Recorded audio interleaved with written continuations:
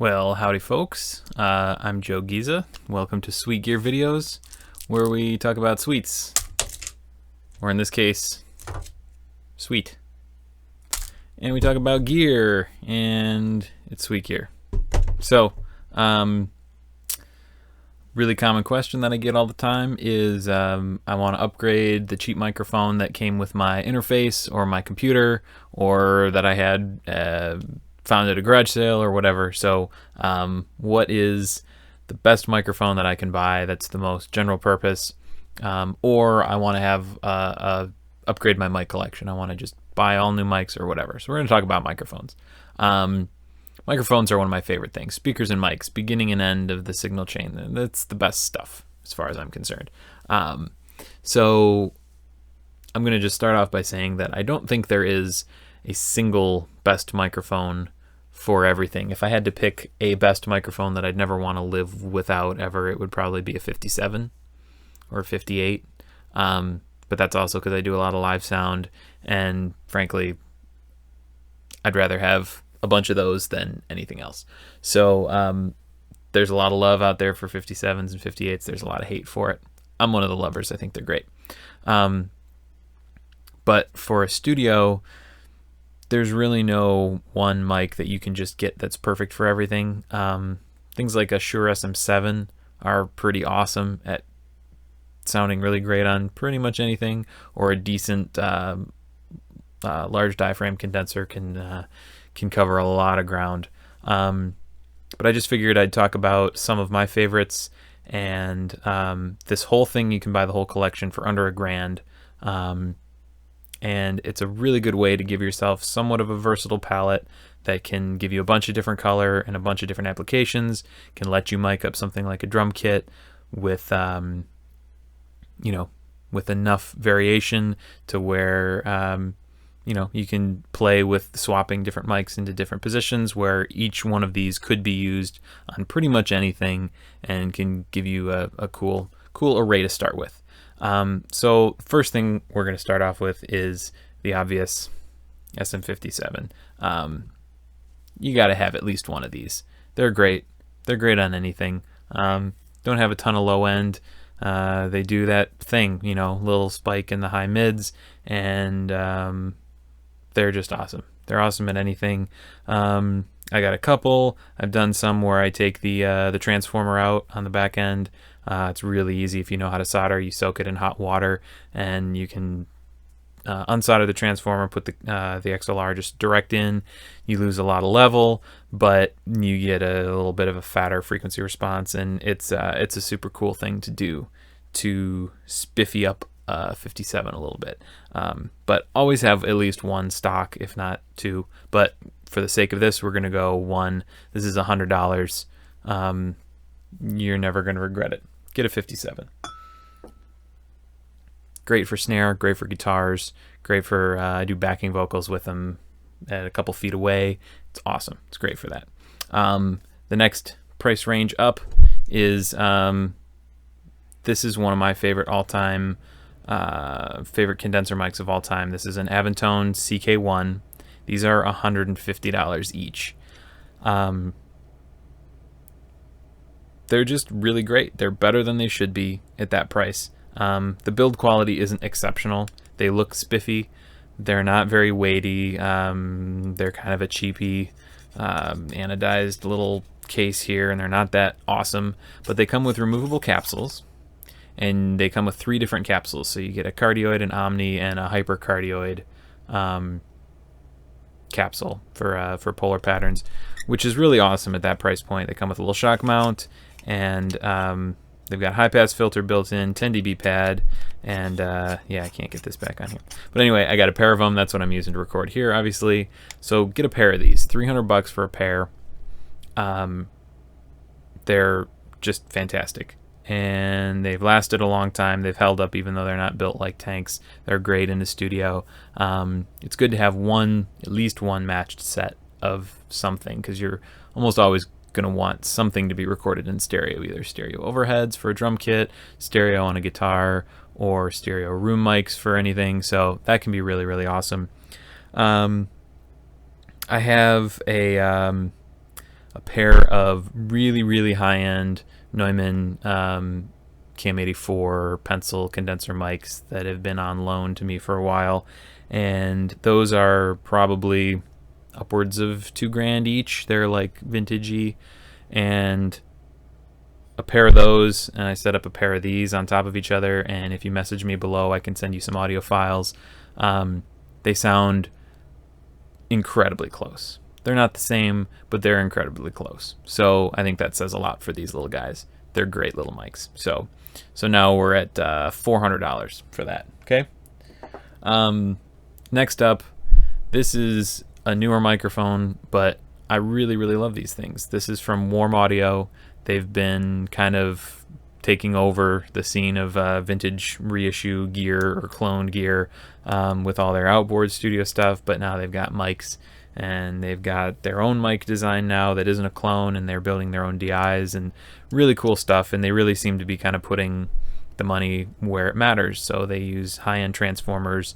They're still manufactured overseas, but they seem to really have a good blend of quality and price and all that. So this is the WA47 Junior FET mic. So this is kind of a clone of a U47 FET. They also have the tube version, which is a lot more expensive, which is a cool mic too. But these are the FETs. They're really small. These are $300 each.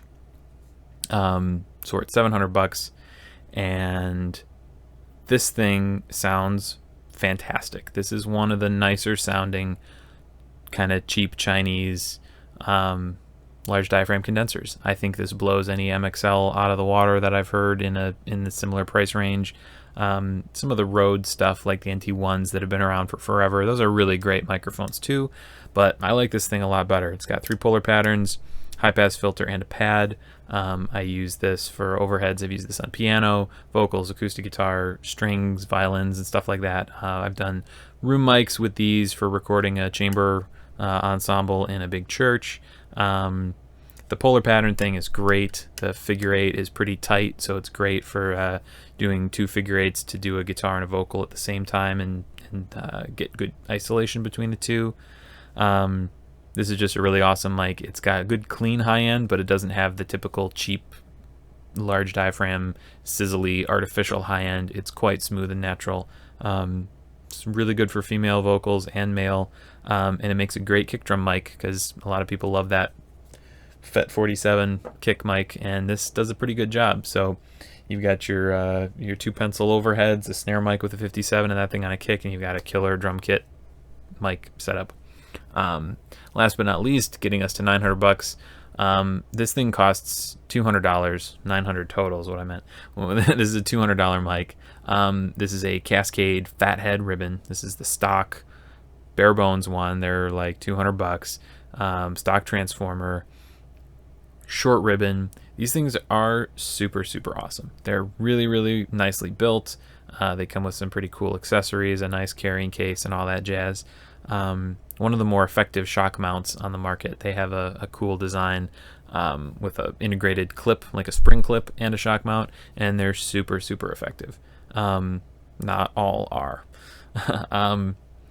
But this thing is really awesome, and it's a great way to introduce a ribbon mic into your little mic locker. Ribbons are kind of making a comeback over the last 10 years or so, but they'd kind of been forgotten about for a while. But they're awesome mics to use on horns. I love this thing for an overhead. Guitars are another obvious choice. The two kind of things that you got to worry about with ribbons is that if you patch, like if you're using a Patchbay and you patch into a ribbon mic with phantom power on, it can not be the greatest thing for the microphone. I've got another video on Patchbays and another video on phantom power that you can check out that kind of talks about that in more depth. I'll link to those. But also they're susceptible to like direct blasts of air because the ribbon element is kind of fragile. So you don't want to P or plosive or B directly into the microphone. And you don't want to stick it like in a kick drum or on a really loud guitar speaker that's pumping a lot of air. If you do, just put a pop filter in front of it and it works fine. You can also, if you've got a source here, you can also just tilt the mic like at a 45. and that changes the you know, the face area, so there's not this direct blast of wind going on that ribbon. It's at an angle, so it's changing the geometry of it a little bit. So the angling thing works pretty well, but just to be safe, put a pop filter in front of it and you're fine. These aren't awesome for vocals because they're very dark sounding. They have a lot of high-end roll-off and a big kind of blossomy, boomy low end.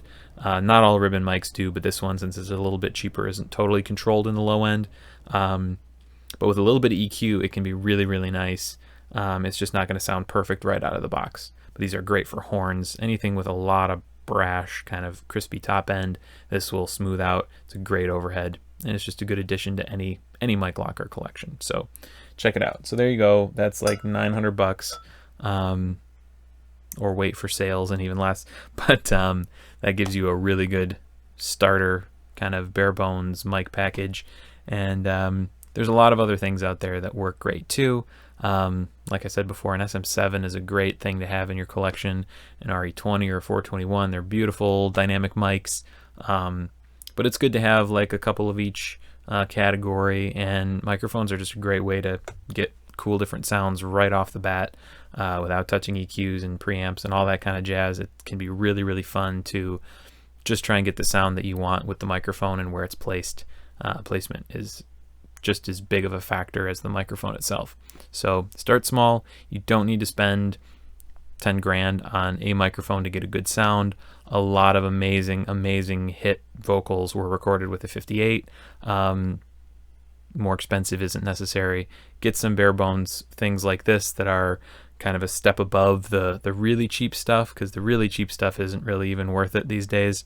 But spending just a little bit extra, all these things, you know, the most expensive one is that Warm Audio. It's $300. You can get them on sale, but like, these are pretty affordable things, and they're way higher in quality than you would think based on the price tag alone. So it's a great place to start and kind of build away from there, and it gives you a chance to experiment with the different mics and their placement. So hope you enjoyed. Shoot me a comment, let me know what your favorite mics are. Let me know if you think I missed something, or if something else should knock one of these off the list as a contender. Let me know. I'd love to chat about it and make more videos like this. So shoot me a like or a subscription down below, throw me a comment or send me an email, all that. And thanks for watching. Hope you enjoyed. Thanks.